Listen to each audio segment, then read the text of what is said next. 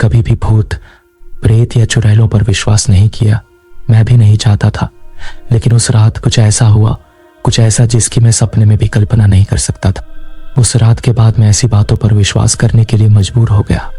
मेरे पास यह स्वीकार करने के अलावा कोई विकल्प नहीं था कि इस दुनिया में ऐसी चीजें हैं जिनका सामना न करना ही बेहतर है। यह घटना लगभग 12 वर्ष पहले की है, जब मैं लगभग 16 या 17 वर्ष का था। मुझे अपनी दादी का घर बहुत पसंद था। सर्दियों की छुट्टियों में मैं अक्सर उनसे मिलने जाता था। मुझे सर्दी का मौसम बहुत पसंद था, इसलिए मैंने छुट्टियां अपनी दादी के घर बिताने का फैसला किया। पहुंचने पर मैं सभी को देखकर रोमांचित हो गया। मुझे अपने दोस्तों, परिवार और उनके द्वारा मुझ पर बरसाई गई गर्मजोशी के कारण यह जगह बहुत पसंद आई। सभी का अभिवादन करने के बाद मैंने अपना सामान अपने कमरे में रखा और बाहर खेलने चला गया। वहां मेरे कई दोस्त थे। जब मैं शाम को घर लौटा तो पहले से ही अंधेरा था। सर्दियों में बहुत जल्दी ही रात हो जाती है। मैंने हाथ मुंह धोए और अपने कमरे में वापस चला गया। यह मेरी दिनचर्या थी, खेलना, घर आना और सोना। इसलिए मुझे वहां बहुत अच्छा लगा। अपने कमरे में लेटे हुए छत की ओर घूरते हुए मुझे बाहर से आवाजें सुनाई दी।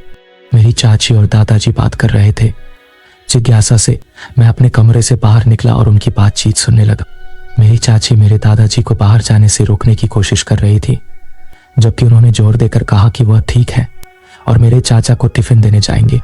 मैंने अपनी चाची से पूछा कि क्या कोई समस्या है। उन्होंने बताया कि मेरे दादाजी की तबीयत ठीक नहीं है और बाहर बहुत ठंड है। चाची को डर था कि अगर दादाजी टिफिन देने जाएंगे तो उनकी तबीयत और खराब हो जाएगी।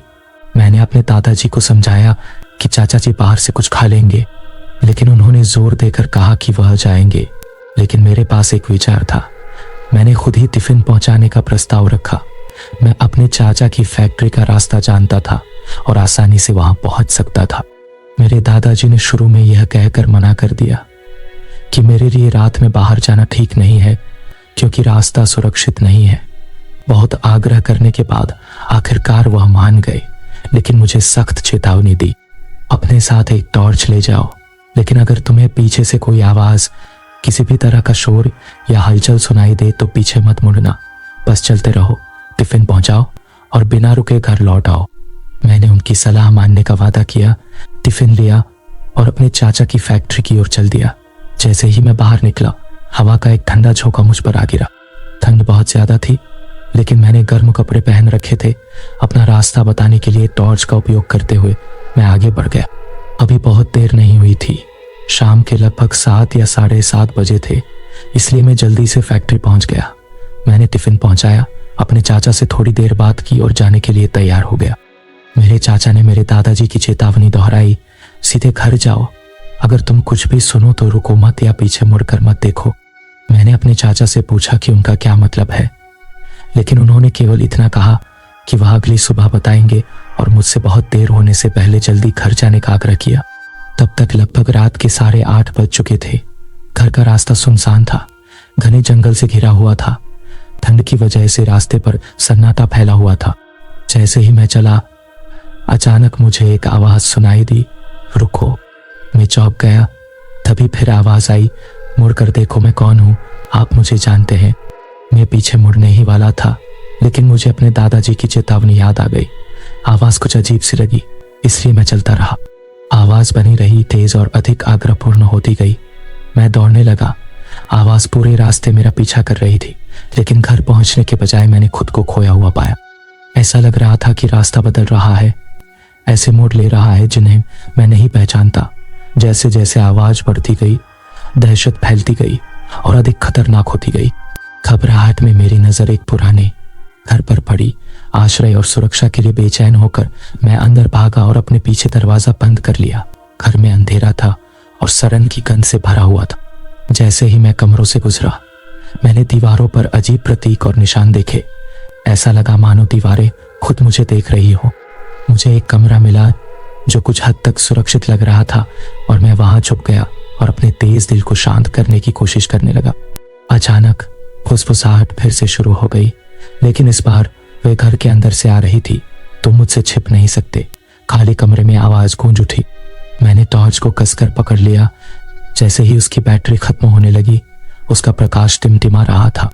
जब मुझे लगा कि सारी आशा खत्म हो गई है तो मुझे अपने दादाजी की सलाह याद आई।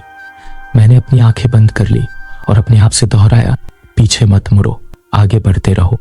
मैंने हिम्मत जुटाई और घर छोड़ने का फैसला किया। जैसे ही मैंने हॉल में कदम रखा, फुसफुसाहटें तेज हो गई जो मुझे वापस मुड़ने के लिए प्रेरित कर रही थी। मैं उन पर ध्यान न देकर दरवाजे की ओर बढ़ गया। मेरे हर कदम के साथ दरवाजा दूर लग रहा था, लेकिन मैंने अपनी आंखें आगे की ओर रखी और अपनी गति स्थिर रखी। आखिरकार मैं दरवाजे तक पहुंचा, उसे खोला और बाहर भागा।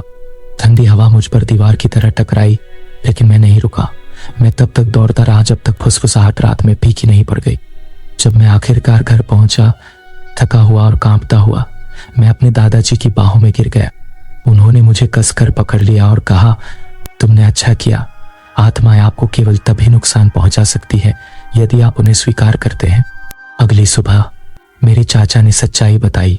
जिस रास्ते पर मैं गया था वह एक आत्मा द्वारा प्रेतवादित माना जाता था, जो यात्रियों को सुरक्षा की झूठी भावना में फंसाता था, जिससे वे अपना रास्ता भटक जाते थे और हमेशा के लिए फंस जाते थे।